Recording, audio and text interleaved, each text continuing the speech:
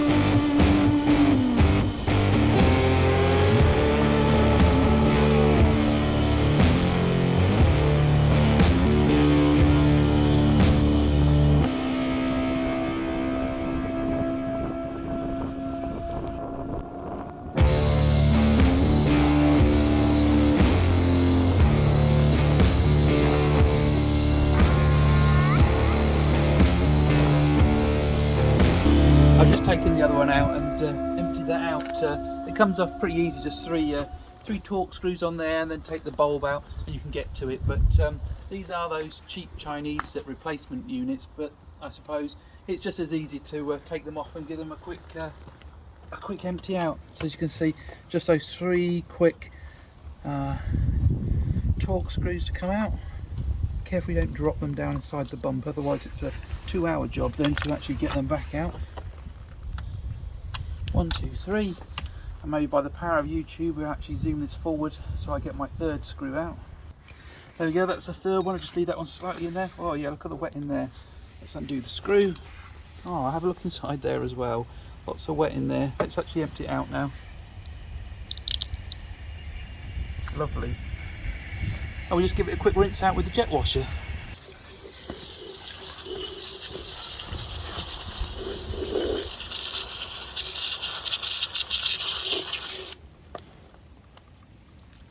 Getting cleaner. I think it needs another fill up.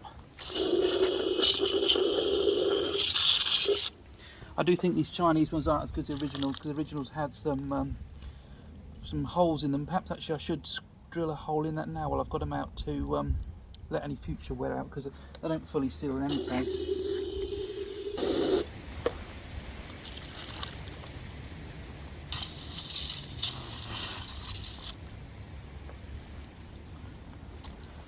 Okay, I think that's probably good enough. We'll pop that back in.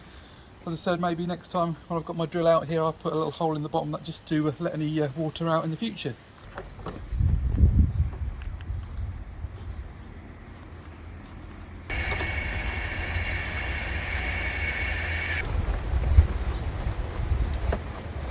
In like bend it there as well. That one just goes in there like that.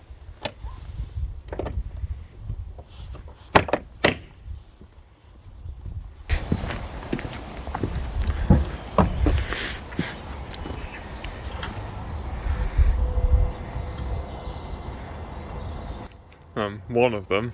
One of them. Oh yeah.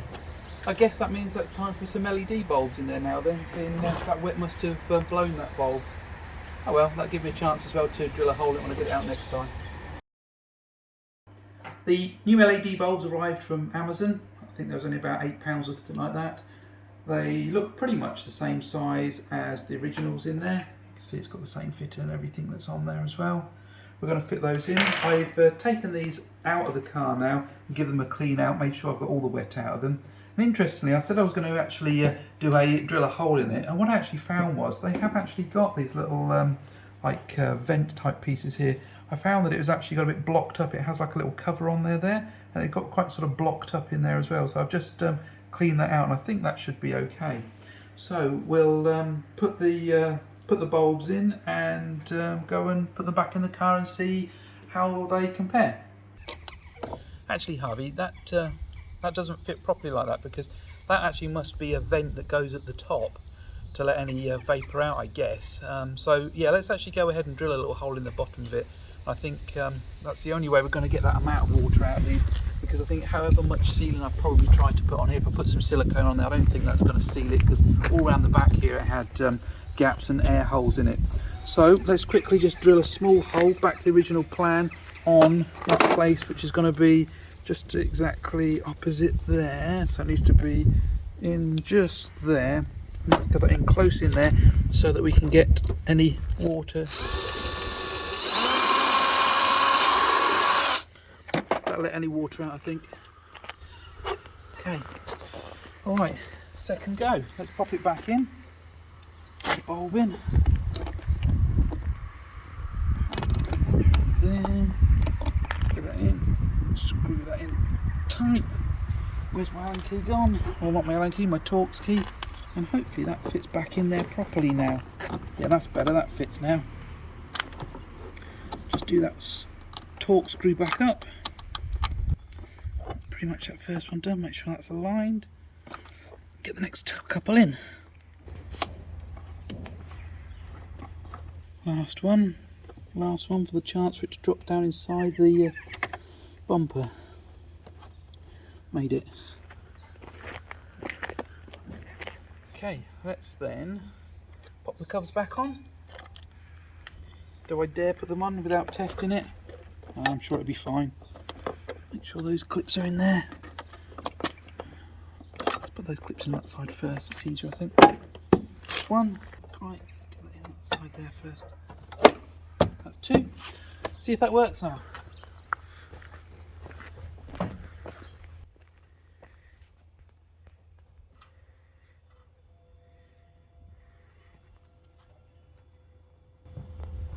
Is that working?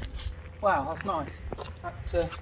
That nicely matches in now with the headlights and the LED side or corner lights as well that we have in there, with the fog lamps as well.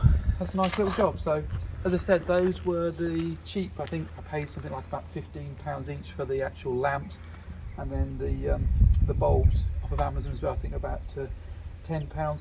They did say they were not 100% CAN bus error free. They don't seem to be a problem. I didn't see any issues on the dashboard or anything.